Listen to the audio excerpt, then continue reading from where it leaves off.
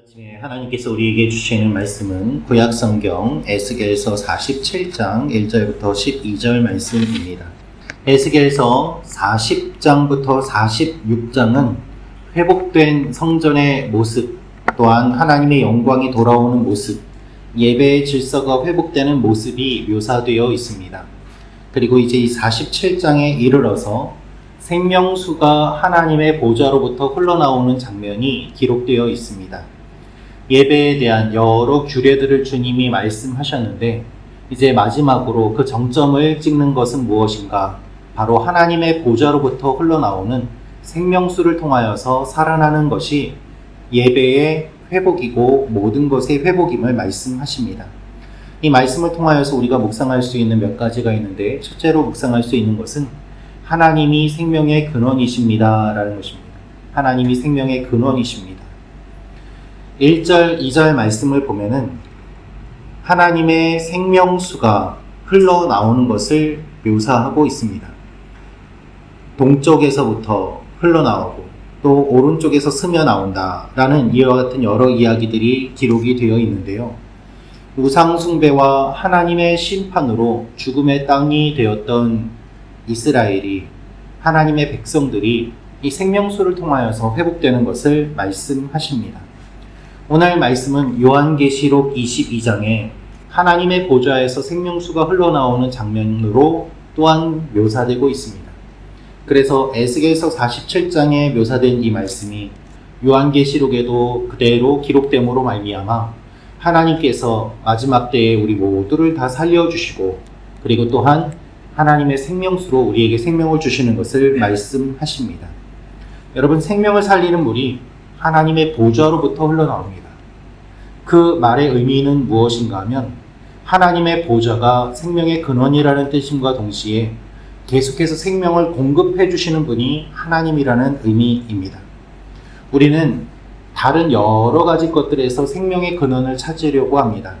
무엇인가를 성취하면서, 관계 가운데서, 그리고 물질에서, 심지어는 나 자신에서 생명의 근원을 찾으려고 할 때가 있습니다.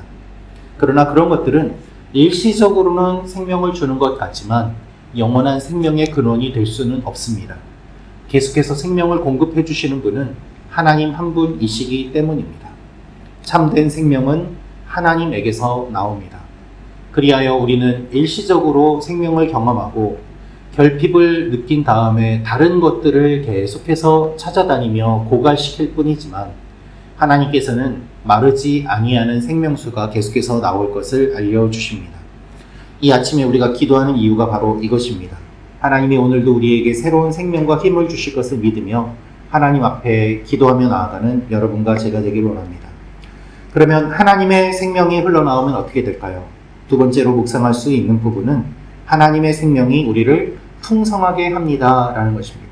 하나님의 생명이 우리를 풍성하게 합니다. 오늘 3절부터 말씀을 보면은 물이 계속해서 채워지는데, 처음에는 발목만 찰랑찰랑 하다가 점점 그 물이 많아지게 되고 나중에는 헤엄을 칠 정도가 되었다 라고 되어 있습니다. 처음에는 찰랑거리던 그 물이 하나님의 생명이 계속 공급됨으로 말미암아 내가 감당하지 못할 정도로 풍성하게 떠오르는 것을 말씀하고 있습니다. 우리의 믿음도 그렇습니다. 처음에는 하나님을 잘 모릅니다. 하나님이 함께 하시는 것도 경험하기 어렵습니다. 그러나 하나님을 다 알지 못하지만 시간이 지날수록 주님을 더 알게 되고 은혜를 더 깊이 경험하게 되고, 그리하여 그 은혜에 깊이 잠김으로 말미암아 내가 사는 것이 아니라 내 안에 계신 주님이 사시는 것이라고 고백하는 일들이 일어나지 않습니까? 하나님께서 우리에게 주시는 생명은 풍성합니다. 은혜는 풍성합니다. 그래서 우리가 하나님 앞에 살아갈 수 있습니다. 내 힘으로 살아가는 것이 아니라 주님의 은혜로 가득 채워져서 그 은혜 가운데 거하는 삶이 하나님께서 이 아침에 우리를 불러주신 의미인 것입니다. 내가 살아갈수록 메마르지는 것이 아니라 하나님의 은혜로 풍성해지도록 오늘도 하나님의 은혜를 사모하며 나아가는 여러분과 제가 되기를 원합니다. 이 생명이 퍼져나가서 어떻게 될까요? 세 번째로 우리가 이 말씀을 통하여서 묵상할 수 있는 부분은 죽은 땅이 되살아나며 열매를 맺는다는 것입니다. 죽은 땅이 되살아나며 열매를 맺습니다. 11절 12절 말씀 우리 한번 같이 읽겠습니다. 그 진펄과 개펄은 되살아나지 못하고 소금 땅이 될 것이며 강 좌우 가에는 각종 먹을 과실나무가 자라서 그 잎이 시들지 아니하며 열매가 끊이지 아니하고 달마다 새 열매를 맺으리니 그 물이 성소를 통하여 나옴이라. 그 열매는 먹을 만하고 그 잎사귀는 약 재료가 되리라. 아멘. 강물이 흘러가자 고기가 생기게 되고 또한 바다도 살아나게 됩니다.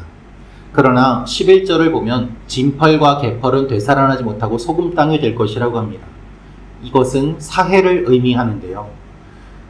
바닷물이 들어오지 못하는 곳, 말라버린 곳, 생명수가 들어가지 못하는 곳은 죽음에 이르게 됨을 생명이 계속 흘러가는 가운데 11절 한 절을 집어넣음으로 말미암아 대조적으로 묘사하고 있는 것을 볼 수 있습니다. 그래서 계속해서 하나님의 말씀이 들어온다면 우리가 살아나지만 말씀이 끊어진다면 메마른 소금 땅이 될 것임을 말씀하시는 것이죠. 생명수가 있으면 살아납니다. 생명수가 없으면 메말라 버립니다. 생명수가 있는 땅은 과실나무가 자라고 달에 맞춰서 열매를 맺고 그리고 약재료가 되기까지 합니다. 하나님의 생명이 다양한 모습으로 흘러나가며 열매를 맺는 것을 볼 수 있습니다. 하나님을 믿는 사람들은 살아납니다. 살아난 사람들은 열매를 맺고 그 열매를 통하여서 또한 다른 사람들을 살립니다. 그것이 하나님께서 우리에게 원하시는 삶입니다. 나만 살아나는 것이 아니라 이웃을 살리는 삶, 나만 은혜 받는 것이 아니라 은혜를 흘려보내는 삶. 그렇게 될 때 하나님께서 우리를 통하여서 더 놀라운 일들을 이루어 가실 것입니다. 오늘도 기도하는 가운데 하나님의 은혜를 사모하고 내가 은혜를 흘려보내며 또한 우리 교회가 그렇게 주님께 쓰임받는 교회가 되도록 기도하는 여러분과 제가 되기를 원합니다. 같이 기도하겠습니다. 참 좋으신 아버지 하나님, 메말랐던 곳에 하나님의 생명수가 흘러넘치고 생명수를 통하여서 살아나는 모습을 보여주셨습니다. 우리의 갈급한 심령에 성령의 담비를 부어주시고 주님의 은혜로 오늘 하루를 살아가는 주의 백성들이 되게 도와주옵소서. 어둠과 절망과 근심과 걱정 속에서 죽음을 향하여 가는 우리의 삶이 아니라 그것을 뛰어넘는 하나님의 은혜가 우리를 감싸고 있음을 기억하며 하나님의 생명으로 충만한 오늘 하루가 되게 도와주옵소서. 주님, 몸이 아픈 우리 지체들을 위하여 기도하고 여러 환경과 상황 속에서 어둠 속에서 절망 속에서 있는 우리 성도들을 위하여 기도합니다. 서로의 손을 잡고 함께 주님 앞에 나아가는 믿음의 공동체가 되게 하시고 우리에게 주신 은혜를 나눔으로 말미암아 함께 주님 앞에 기쁨으로 세워지는 귀한 일들이 있게 하여 주옵소서. 이 아침에 기도할 때 나만을 위한 기도가 아니라 이웃을 위한 기도가 되게 하시고 그 기도를 통하여서 하나님을로 영광받아 주옵소서. 감사드리며 예수님의 이름으로 기도합니다. 아멘. 계속해서 하나님과 깊은 교제를 나누시기를 원합니다. 구독과 좋아요는 사랑입니다.